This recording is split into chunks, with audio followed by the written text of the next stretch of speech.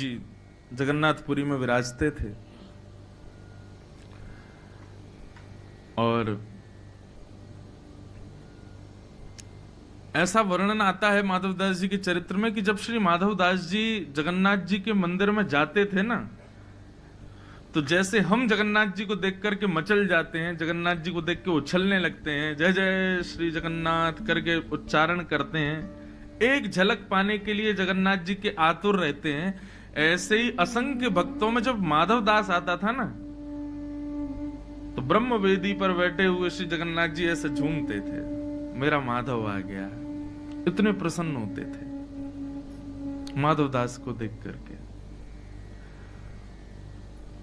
कभी कभी मेरे मन में भाव आता है कि ठाकुर जी पहले खूब बोलते थे, जितने भी ठाकुर हैं मंदिरों में सब बोलते थे, अब मौन क्यों हो गए?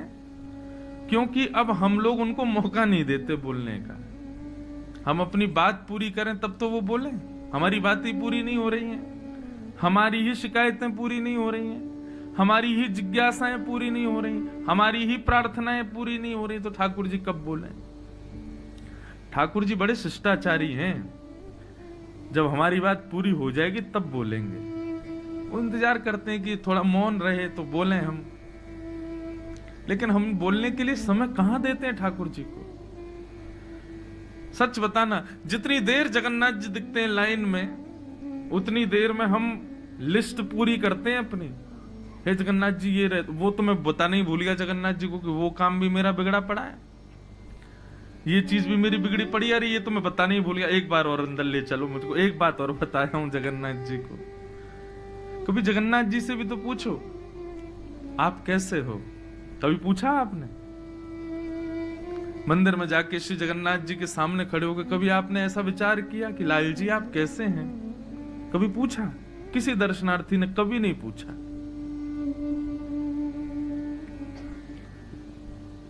हमारा भाव होता है जब भी हम ठाकुर जी को वृंदावन से बाहर कहीं भी दर्शन करते हैं, तो हमारे मन में ऐसा भाव आता है कि हमारे ब्रज के लाला हैं बेचारे। जैसे अपने घर का बालक हॉस्टल पढ़ने चला जाए, अपने घर का बालक विदेश में नौकरी करे, तो कभी हमारा उस क्षेत्र में जाना हो तो उस घर के सब लोग कहते हैं भैया हमारा बेटा रहता है, उससे पूछिए ना, सब ठीक है ना, कोई दिक्कत तो नहीं। ऐसी जब हम श्री ठाकुर जी को ब्रज के बाहर कहीं दर्शन करते हैं, एक दिन तो मन में भाव आता है लाल जी कैसे हो, सब ठीक है ना? आप सच बताना, कोई व्यक्ति आपसे पूछ ले आप कैसे हो। कई बार ऐसा होता है कि जब हम बहुत पीड़ा में होते हैं ना, बहुत दुविधाओं में होते हैं, बहुत व्यस्त होते हैं, सबको लगता है हम बड़े सुखी हैं, हम बड़े व्यस्त हैं, हम बड़े अच्छे हैं, हमारा सब बहुत बढ़िया चल रहा है, लेकिन उस बीच में कोई प्रेम से आकर के पूछ ले आप कैसे हो, फिर शब्द नहीं आते, फिर तो आंसू आते हैं कि किसी ने पूछा कि मैं कैसा हूं। लेकिन ठाकुर जी के सामने हम सब बस ये बताते हैं हम कैसे। कभी ठाकुर जी से पूछा आप कैसे हैं? हमको लगता है वो भगवान है, परम प्रसन्न होंगे, बढ़िया ही होंगे, सब आनंद में ही होंगे।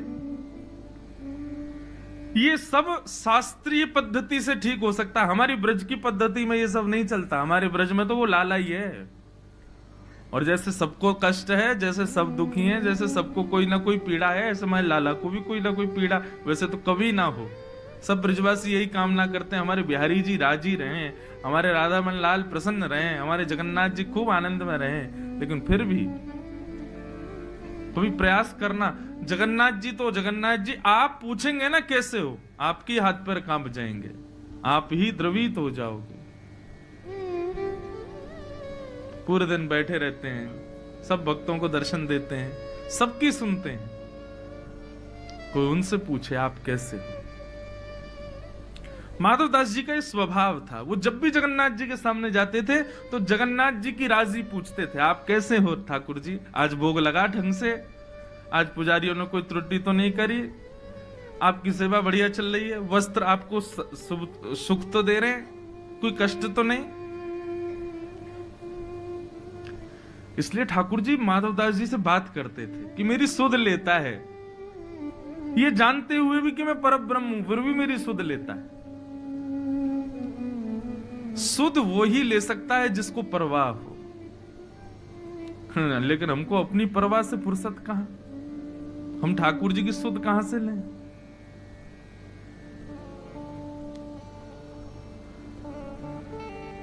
माधवदास जी ठाकुर जी के समीप गए, ठाकुर जी से बोले, राजी हो ठाकुर जी? जगन्नाथ जी बोले, खूब प्रसन्न है।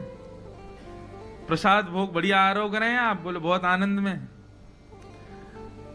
माधवदास जी बोले, ठाकुर जी मेरी एक इच्छा हो रही है। बोले, क्या? बोले कि मैं वृंदावन जा रहा हूं आपकी लीला भूमि का दर्शन करने। जैसे ही सुना माधवदास जी वृंदावन जा रहे हैं, अब ठाकुर जी सोचें कि मैं प्रसन्न हूं कि दुखी हूं। ठाकुर जी मौन हो गए, कुछ नहीं बोले। माधवदास जी बोले, आप कुछ कहेंगे नहीं? हम वृंदावन जा रहे हैं। माधवदास जी बोले, क्या कहूं? स्थान ऐसा है कि मैं तुमको रोक नहीं सकता जाने से, लेकिन मन कह रहा है कि तुम्हारे बिना रहूंगा कैसे, मेरा मन कैसे लगेगा। आज भी श्री जगन्नाथ जी दर्शन दे रहे हैं ना, तो निश्चित ही लाखों भक्तों में कोई एक ऐसा भक्त होगा जिससे वो राजी हैं, उसके लिए सबको दर्शन दे रहे हैं। एक भक्त के चक्कर में लाखों लोग दर्शन करते हैं। जगन्नाथ जी किसी ना किसी भक्त की प्रतीक्षा में ही रोज दर्शन खोलते हैं, रोज श्रृंगार करते हैं, रोज भोग आरोगते हैं। माधवदास, हम तो रोज तुम्हारे लिए यहां सज के तैयार होते हैं। ये भले ही सब लोग दर्शन करते हो, लेकिन मेरे को प्रतीक्षा तुम्हारी रहती है कि तुम आ रहे होंगे और तुम वृंदावन चले जाओगे। और उस समय इतने साधन थोड़े ही थे कि फ्लाइट पकड़े सीधे पहुंच गए, आ गए, दर्शन करके वापस एक दिन में। पहुंचने में ही महीनों लगेंगे, फिर तुम वहां रुकोगे, दर्शन करोगे, फिर लौटोगे, कितने दिन में आओगे? 6 महीना तो लग जाएंगे तुमको। हम कैसे रहेंगे तुम्हारे बिना? भक्ति की परम स्थिति यही है। हम तो ठाकुर जी के बिना रह ही लेते हैं, लेकिन अपनी भक्ति ऐसी प्रगाढ़ हो, ठाकुर जी हमारे बिना विचलित हो जाए। हमारी भक्ति है ही नहीं इस स्तर पर।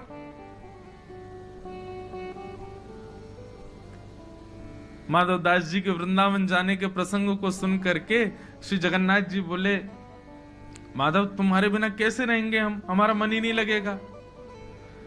भोग तो लगेगा लेकिन स्वाद नहीं आएगा, श्रृंगार तो होगा लेकिन सुंदर नहीं लगेंगे, आरती तो होगी लेकिन हमको प्रसन्नता नहीं होगी।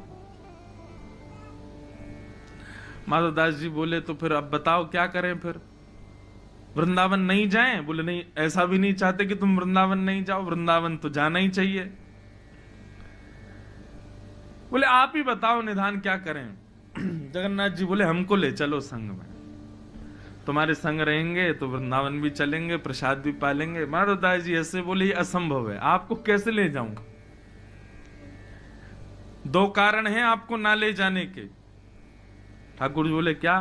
बोले, पहला कारण तो आप इतने भारी हो, हम अकेले तो आपको ऐसे नहीं कि चढ़ाए कंधा पे ले गए। दूसरा, आपको इतनी भूख लगती है, मैं दिन भर देखता हूं 7 बार आप भोजन करते हो। 7 बार होता है? 8 बार? 7 बार? हमारे यहाँ तो अष्टयाम होते, 8 बार करते हैं। हमारे यहाँ एक भोग ज्यादा लगता है, वो बताऊं कौन सा? ठाकुर जी का बाल भोग लगता है। सुबह उठते ही ठाकुर जी उठते पट दूध पियो, दूध और लड्डू पीते खाते हैं सुबह उठते ही। अष्ट सखा तो कहते हैं ठाकुर जी तब तक नहीं उठते जब तक यशोदा मैया दुग्ध को गिलास लाल जी के मोते ना लगा दे। लाला को ऐसे सर उठाएंगी और जैसे ही जो पात्र है दुग्ध का उसको मुंह से स्पर्श कराएंगे, दूध एक घूंट अंदर जाएगा, तब ठाकुर जी की आंख खुलती। बोले, अच्छा मैया वो रह गई। और उसके संग फिर लड्डू पाते हैं। बताओ, यहां हम सवेरे उठते ही हाथ देखें, पृथ्वी प्रणाम करें, बाकी बात माता पिता को प्रणाम करें, बाकी बात शौचाचार निवृत्त नहा धो के तब कोई अन्न जल ग्रहण करते हो। हमारे ठाकुर जी उठते ही झूठे मुंह दूध पीते हैं पहले तो, और बिना दूध पवाए अगर ठाकुर जी उठा दिए तो पूरे दिन झोंका ही आते रहेंगे, नींद ही आ रही है अभी। क्यों? वो थापन भोग नहीं दिया हमको, तो सुबह उठते ही भोग लगाएंगे। फिर उसके बाद यशोदा मैया नवावे ना ठाकुर जी। अपनी साड़ी के एक भाग को गीलो करके वही ते आंख पहुंच दे, वही ते मुंह पहुंच दे, वही ते गलो पहुंच दे, हाथ पात पहुंच दे, है वो लाला तैयार। क्यों? छोटो लाला है, कहीं बीमार नहीं है जा। यहाँ जगन्नाथ जी में भी चांदी के बड़े बड़े शीशा हैं, जगन्नाथ जी के आगे रख दिए जाते हैं। जगन्नाथ जी का जब प्रतिबिंब उसमें दिखता है दर्पण में, तो दर्पण में ही जल मार देते हैं, लो जगन्नाथ जी नहा लिए। और साल में एक बार प्रत्यक्ष नवाए जाते हैं, तो उससे बीमार हो जाते हैं, 15 दिन बुखार आ गए।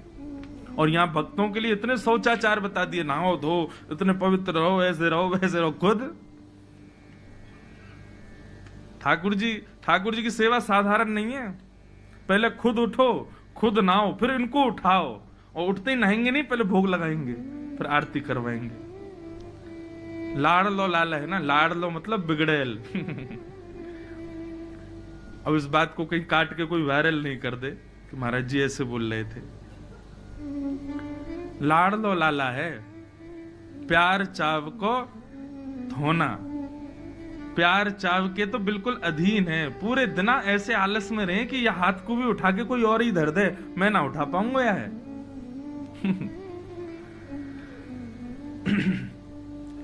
तो एक भोग एक्स्ट्रा हमारे यहां कौन सा लगता है पता है? श्रम भोग। कौन सा भोग? श्रम किसे कहते हैं? मेहनत। कौन सी मेहनत करें? कछु तो करें ना, पूरे दिन मंदिर में बैठे रहें, कहां मेहनत करें? बोले भैया पुजारी लोग श्रृंगार करें ना, सिर पे मुकुट धरा में, गले में माला पहना में, हाथ के नीचे पटका लगा दें, पीतांबरी पहना में, तो यही थे ठाकुर जी थक जाएं। अरे थक गो मैं तो हमारे वृंदावन में, ब्रज में, श्रीनाथ जी में, नाथ द्वारा में श्रम भोग आता है ठाकुर जी को। तो काय से थक गए? बोले अपनो श्रृंगार करावे से ही थक गए। बताओ,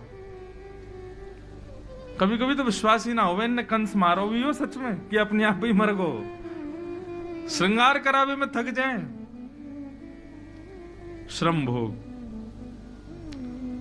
तो माधवदास जी बोले इतना भोग लगता है आपको, मैं आपको वृंदावन लेके जाऊंगा, रास्ता भर भोगी पवा तो जाऊंगा।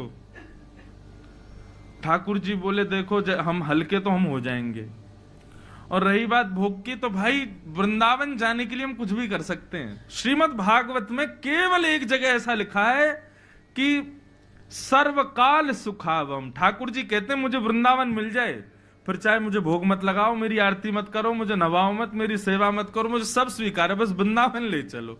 मुझे वृंदावन बहुत प्रिय है।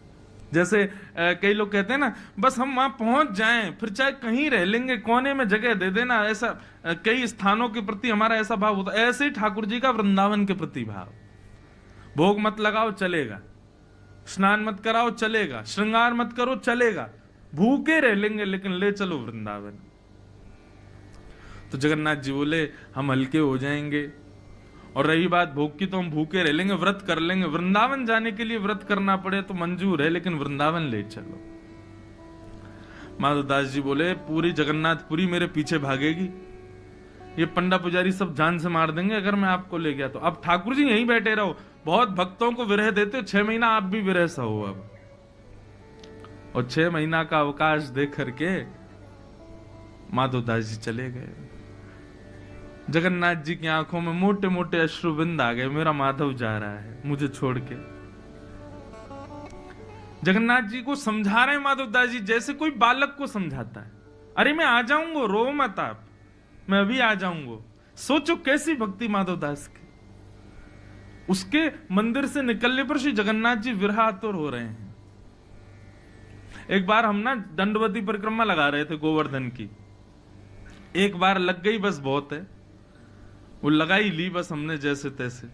वैसे ब्रजवासी इनको ज्यादा व्रत नियम करवे की आवश्यकता ना है, ब्रजवासी कर लें तो बहुत बड़ी मानो। ठाकुर जी भी देखें वाह ब्रजवासी दंडवती कर रहा है।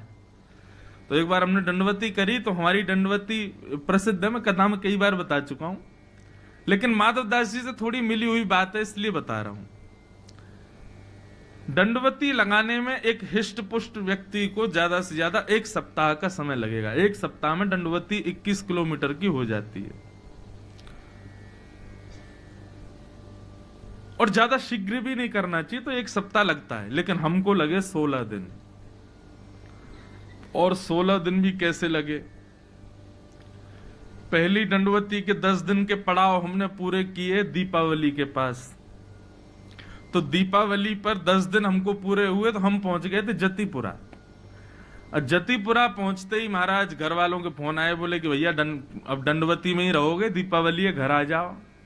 हमने कहीं बीच में परिक्रमा छोड़ के आ जाएं, तो बोले अरे ब्रजवासी को तो सब छूट है, आ जाओ। तो हमने कही गिरिराज बाबा अब हमारी कथाएं हैं और कुछ दिन के लिए घर जा रहे हैं, फिर कथाएं उससे जब अवकाश मिलेगा तब आएंगे बाकी पूरी करने। तो दंडवती 10 दिन की वहां पूरी करके हम चले गए। फिर उसके बाद हमको समय मिला होली के पास। तो होली के पास 6 दिन और लगाए। तो हुआ क्या कि वहां आज भी गोवर्धन में आपको पता होगा 3 महात्मा ऐसे हैं, वो 3 परिक्रमा रोज लगाते हैं। 21 किलोमीटर की 3 परिक्रमा रोज। तो जब हम दंडवती लगाते थे ना, तो वो बाबा, तीनों बाबा पीछे से आते, जानते थे, जैसे ही हमको देखते तो पीछे से प्रणाम कर लेते थे। मैंने बाबा आप प्रणाम मत करे। अरे नहीं नहीं, ब्रजवासी हो, वक्ता हो, व्यास जी के पुत्र हो, कथा सुनाते हो और आप दंडवती लगा रहे हो। आज तो गिरिराज जी भी आनंदित हो रहे होंगे, बताओ ब्रजवासी दंडवती लगा रहे हैं। तो उनसे बैठ के ऐसे संवाद होता था। अब 10 दिन लगावे के बाद हम तो चले गए कथा करने। 6 महीना बाद जब मैं अपनी बची हुई दंडवती पूरी करने आया तो बाबा ने पीछे से देखा, उनको लगा इन्होंने दूसरी दंडवती शुरू कर दी है। एक हो गई 6 महीना पहले, अब ये दूसरी दंडवती लगा रहे हैं। तो बाबा इतने भाव विभोर, धन्य धन्य, जय हो भैया गिरिराज बाबा, ब्रजवासीन की जय। यहाँ लोग एक बार दंडवती लगाएं तो 5 साल तक आते नहीं, आपने 6 महीना में दूसरी शुरू कर दी। मैंने बाबा पहली चल रही है अभी तो 10 दिन पूरे हुए हैं, 6 दिन अभी तो जतीपुरा पे छोड़ के चले गए 6 महीना पहले, अब बची हुई पूरी करने आए हैं। तो बाबा बोले अरे राम राम, फिर तो आप तो बिल्कुल ही वो, बताओ 7 दिन में पूरी हो जाती है, आपकी 6 महीना ते भी अटकी पड़ी है, इतना समय क्यों लग रहा है। तो मन में एक भाव आया, मैंने कि देखो बाबा, कोई मेहमान घर पे आवे लेकिन वो मेहमान पूरे घर के लोगों को परेशान करे, सुबह चाय पिलाओ, नाश्ता कराओ, भोजन कराओ, ये खिलाओ वो खिलाओ, तो घर के लोग क्या करते हैं, एकांत में जब बैठते हैं बोले कब जाएगा ये, दिमाग खराब कर रखा है इसने, सुबह ये खिलाओ वो पिलाओ, कब जा ही नहीं रहा है, इसकी वापसी कब की है। बोले 5 दिन हो रहे। अरे राम 5 दिन कैसे कटेंगे। मैंने कहा लेकिन कई मेहमान घर में ऐसे आ जाते हैं, मैंने कहा वो चाय की पत्ती भी खुद ही ले आते हैं, बच्चों को 500 रुपये रोज दे देते हैं, घर में रोज मिष्ठान आ रहा है, रोज घर के लोगों को खिलाने ले जा रहे हैं और पैसा खर्च खुद ही कर रहे हैं। तो ऐसे मेहमान के जाने का समय आता तो घर के लोग रोते हैं, भैया ये जा क्यों रहा है, 2-4 दिन और रुक जाए, अरे 5-6 दिन और रुक जाओ। कई बार तो इतने हम अधीन हो जाते हैं कि मेहमानों की टिकट तक कैंसिल करवा देते हैं, भैया तुम जाओ मत, तुम रुको, हमारे संग ही चलना। तो मैंने कि बाबा जो लोग 7 दिन में परिक्रमा करके चले जाए ना, गिरिराज बाबा उन्हें भगा दे, बोले अरे जल्दी जाओ तुम कर आगे भैया, तुमको खूब बल मिल जाए कि जल्दी तुम्हारी पूरी हो जाए परिक्रमा। मैंने हम 6 महीना ते अटके पड़े हैं गिरिराज बाबा, रोज के नेक और रुक जाओ, एक दिन और रुक जाओ, नेक और हमारे पास रहो। मैंने कि हम प्यारे लग रहे हैं गिरिराज जी को, यहाँ हमारे 6 महीना से अटके पड़े हैं यहीं पे, जो जल्दी चले जाए समझो कि गिरिराज बाबा जल्दी भगा दिए। तो ये भाव सुन के बाबा इतने प्रसन्न हो गए, बोले अरे आपके भाव देखो। अब कहने को तो वो कितनी दुर्बल बात है कि बताओ 7 दिन में होने वाली परिक्रमा 6 महीना से अटकी पड़ी है, लेकिन हमारा भाव बोलो कि भैया गिरिराज बाबा जानबूझ के ना लगन दे रहो, ताकि हम और दिन कछु उनके पास रहें, ब्रजवासी इनको पा करके बाबा और प्रसन्न है रहो, गिरिराज बाबा और आनंदित है रहो, या हमारे 6 महीना से अटके पड़े हैं। तो श्री माधव दास जी के प्रति भी जगन्नाथ जी का वही स्नेह, बार बार माधव दास जी से कहें कि मत जाओ, अरे रास्ता बड़ा दुर्गम है, रास्ते में तुमको बड़ी आदि व्याधि हो जाएंगी, ऐसे हो जाएगा, लेकिन चाहते भी हैं कि वृंदावन जाए। अंत तो गत्वा माधव दास जी जगन्नाथपुरी से चले गए। उस दिन जगन्नाथपुरी में घनघोर बारिश हुई, मानो जगन्नाथ जी रो रहे हैं, मेरा माधव जा रहा है। माधव दास जी अकिंचन थे, बिल्कुल ज्यादा भूख प्यास भोजन इसकी उनको ज्यादा जरूरत नहीं, जगन्नाथ जी का दर्शन ही उनका भोजन था, बिना दर्शन के भोजन नहीं सुहाता था। चित्त में श्री जगन्नाथ जी बैठे हैं, वृंदावन की यात्रा पर जा रहे हैं। एक दिन व्यतीत हो गया, चलते चलते दूसरा दिन व्यतीत हो गया। रात्रि में किसी गांव में जाकर के किसी वृक्ष के नीचे सो जाते। वृंदावन की यात्रा चल रही है। तीसरा दिन प्रारंभ हुआ। श्री माधव दास जी एक एक सप्ताह भी जल पी करके रह लेते थे, उनको भूख ज्यादा लगती नहीं थी। लेकिन आज तीसरा दिन ही प्रारंभ हुआ और सुबह उठते ही माधव दास जी ने जैसे ही स्नान किया, स्नान करते ही उनको भूख लगने लगी। इतनी जोर की भूख लगी महाराज की अब तो वो व्याकुल हो गए। माधव दास जी मन में विचार करें कि इतनी व्याकुलता मुझे संपूर्ण जीवन में नहीं हुई। मुझे इतनी व्याकुलता क्यों हो रही है? मुझे इतनी भूख क्यों लग रही है? मुझे इतने अन्न की प्यास क्यों लग रही है? फल ढूंढने लगे, नहीं फल मिले तो व्याकुल हो गए। कहां जाऊं, क्या खाऊं? नीम के पत्ते खा लेते हैं, किसी वृक्ष के पत्ते ही तोड़ के खा लेते हैं, पेट भरे कैसे भी। इतनी व्याकुलता।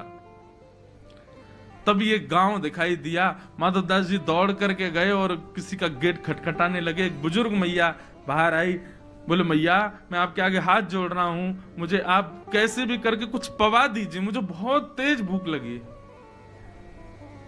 अरे बाबा ने डटो, बिराजो। बोले अब रुकने का समय नहीं है, कच्चे चावल बन जाए, रूखी रोटी दो, कुछ भी दो, और कुछ नहीं तो आटा ही दे दो, मैं खा लूंगा, मेरा पेट भर जाए।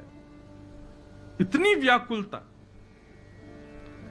मैया ने रोटी सब्जी आदि सब पात्र में रख करके माधव दास जी को दी। माधव दास जी तो ना देखें कि कैसे क्या खाना है, बस खाते जा रहे हैं, खाते जा रहे हैं। सामने बुजुर्ग मैया आकर के बैठ गई। बोले बाबा ने आराम थे, ने धीरे थे। अरे भैया गले में अटक जाएगा, ने प्रेम ते पाओ। और अकेले अकेले पाए जा रहे हो, इतनो सारो खाए जाओ, बगल में नेक सो सांवरो सो बालक बैठो, या तो खवाओ। माधव दास जी बोले कौन बालक बैठा है? बोले आपके बगल में देखो कितनो प्यारो सा बालक बैठो है, बेचारो ऐसे टुकुर टुकुर आपकी थाली की ओर देख रहा, उसको क्यों नहीं पवा रहे हो? माधव दास जी के साथ कोई नहीं था। माधव दास जी बोले मैया मैं अकेला बैठा हूं, यहाँ पे कोई नहीं है मेरे साथ। अरे बाबा मुझे तो लगे भूख रोटी चावल देख करके आप ये भी भूल गए कि एक नेक्स्ट से बालक आपके बगल में बैठो। माधव दास जी बोले बैठा कहाँ है, मुझे तो नहीं दिख रहा। बोले बगल में बैठा है। बोले कैसा दिखता है बताओ? बोले बड़े बड़े नेत्र हैं, सांवला सा स्वरूप है, और ऐसे छोटा सा बालक है, घुंघराले केश हैं। जैसे ही रूप कांति का वर्णन किया माधव दास जी समझ गए। बोले जगन्नाथ जी संग ही चल रहे हैं। तभी मैं कहूं मुझे भूख क्यों लग रही है, क्योंकि 3 दिन से तो कुछ पाया नहीं है। अब हम तो सह लेते हैं, कब एक सप्ताह तक भूख, इनसे सहन नहीं हो रही, इसलिए मुझे भूख लग रही है। माधव दास जी को तो दिखे नहीं ठाकुर जी। माधव दास जी प्रसाद पा करके बाहर आए, नेत्र बंद करके जगन्नाथ जी का स्मरण किया। बोले जय जय, मैंने मना करी ना, आप मत चलिए, आपसे भूख सहन नहीं होगी, आप आ गए। बोले कि अब हमारा विग्रह जगन्नाथ जी में बैठा है, लेकिन आत्मा से तो प्राण से तो हम आपके संगी वृंदावन जा रहे हैं। और निश्चित मानो माधव दास, जब कोई जगन्नाथपुरी से वृंदावन जाता है ना, तो मैं एक क्षण के लिए उसके संगी जाता हूं, फिर आ जाता हूं वापस। लेकिन एक बार को कोई वृंदावन जाए तो मुझे इतनी रुचि लगती है कि मैं उसके संगी जाता हूं। माधव दास जी बोले अब क्या करें, आपको तो बार बार भूख लगेगी। अब तो यही हो गया कि माधव दास जी दिन में 8 बार भोजन कर करके पहुंचे वृंदावन। क्यों? ठाकुर जी संग चल रहे। वृंदावन पहुंचे। अब तो माधव दास जी की स्थिति ये कि उनको थोड़ी में देर में ही भूख लगे, आप परेशान हो गए। बोले काय को चले आए आप संग में, नेक देर चलता नहीं हूं, कितने में भूख लगाती, जहां बैठे बैठे भूख लगे आती। ठाकुर जी को चलते होंगे तो और पच जाता होगा भोजन, और भूख लगती होगी। माधव दास जी वृंदावन पहुंचे। अब नियम तो वैष्णव का ये कि वृंदावन जाते ही वैष्णव मंदिरों का दर्शन करते हैं, लेकिन माधव दास जी को इतनी भूख लगी कि यमुना जी के तट पर पहुंचे। यमुना जी में स्नान किया, तुरंत कहीं से चने लाए और चने ला करके रूखे चने ही खा लिए। क्या करें, भूख मिटाएं कैसे भी। चने खा लिए। चने खा करके जब थोड़ी भूख शांत हुई, तब माधव दास जी बोले अब चलो वैष्णव मंदिरों के दर्शन करें। यमुना जी को प्रणाम किया। वृंदावन में विचरण करते हुए श्री वृंदावन बिहारी लाल के दर्शन करने के लिए जैसे ही निधिवन राज पहुंचे, निधिवन में कुंज बिहारी विराज रहे थे, स्वामी श्री हरिदास जी सेवा कर रहे थे सब रसिक संतों के साथ में। माधव दास जी दर्शनार्थियों में बैठे थे और अंदर बिहारी जी की सेवा चल रही थी। अच्छा, बिहारी जी अभी मंदिर में विराजते हैं, पहले तो कुंज में ही विराजते थे, वन में विराजते थे, निधि वन में। स्वामी श्री हरिदास जी सेवा करते करते अंदर से बाहर आए और दर्शनार्थियों बोले, भैया तुम में से माधव दास कौन है? माधव दास जी बोले, इनको मेरा नाम कैसे पता है? माधव दास जी बोले, भैया हम हैं। बोले, तुम जगन्नाथपुरी से आए हो? बोले, हाँ आया तो जगन्नाथ। आपको कैसे पता मेरा नाम? आपको कैसे पता मैं जगन्नाथ? मैं तो पहली बार वृंदावन आया हूं। बोले, अरे हमारे बिहारी जी ने तेरा नाम बतायो है। माधव दास जी तो व्याकुल हो गए, बोले, बिहारी जी भी जानते हैं मुझे? जगन्नाथ बिहारी जी में कोई अंतर थोड़ी, एक ही है। स्वामी श्री हरिदास जी बोले, इतको आओ। माधव दास जी उठ करके गए, स्वामी जी के पास में जाकर के बैठे, स्वामी जी से बोले, बताइए ना बिहारी जी को मेरा नाम कैसे पता? उनको कैसे पता मैं जगन्नाथपुरी से आया हूं? तो बता, एक ही तो है जगन्नाथ जी और वो। तो माधव दास जी बोले, क्या बोला बिहारी जी ने? बोले, बिहारी जी ने ये बोलो कि मैंने भोग रखो ठाकुर जी के आगे, और जैसे ही भोग रखो तो बिहारी जी ने मुंह फेर लिया। बोले, भूख ना लग रही। मैंने, क्यों? आप तो भोजन देख करके मचल जाते हो, आज कह रहे हो भूख ना लग रही? बोले, अरे कहा करूं, माधव दास आया हो, माने मुंह को रूखा चने खवा दिए, और रूखे चने खावे तो मेरो पूरा गलो सूख गयो, मेरो पेट भर गयो। रूखे चने ही मेरो पेट भर दियो आज वाने। माधव दास जी ने जैसे ही सुना कि मैं तो जमुना जी के किनारे बैठ के प्रसाद पा रहा था, चने पा रहा था, क्यों जगन्नाथ जी मेरे संग हैं, लेकिन मेरे पाने से ठाकुर जी तृप्त हो रहे हैं, ये बात सुनकर के माधव दास जी भाव विभोर हो गए। स्वामी जी बोले, अब चल तो को बिहारी जी के दर्शन कराएं। जैसे ही कपाट खोले, एक क्षण को जगन्नाथ जी दिखे, दूसरे क्षण में बिहारी जी, फिर एक क्षण को जगन्नाथ जी, दूसरे क्षण में बिहारी जी।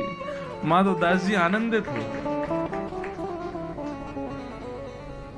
दिनों दिन तक निधिवन राज में ही रोते रहे, बिलखते रहे, कितना प्रेम करते हैं श्री जगन्नाथ जी मुझसे। मैं पाता हूं तो पेट इनका भरता है, हम तृप्त होते हैं तो पेट इनका भरता है। जगन्नाथपुरी में तो ये बात सार्थक है कि महाप्रसाद का भोग जगन्नाथ जी के सन्मुख रखने के बाद सब वैष्णवों को दिया जाता है। इसलिए स्कंद पुराण में वेदव्यास जी कह रहे हैं, एक तिनका भी झूठा मत छोड़ो। क्यों? क्योंकि आप नहीं पा रहे हो, आपके गर्भ में बैठ करके श्री जगन्नाथ जी पा रहे हैं महाप्रसाद को। आप तृप्त होगे तब जगन्नाथ जी तृप्त होंगे। कहीं आपने महाप्रसाद को अतृप्त होकर के स्वाद में कुछ इधर उधर जान करके आपने छोड़ दिया, तो आप सोचना कि जगन्नाथ जी भूखे रहेंगे आपकी वजह से। इसलिए आकंठ होकर के पाओ।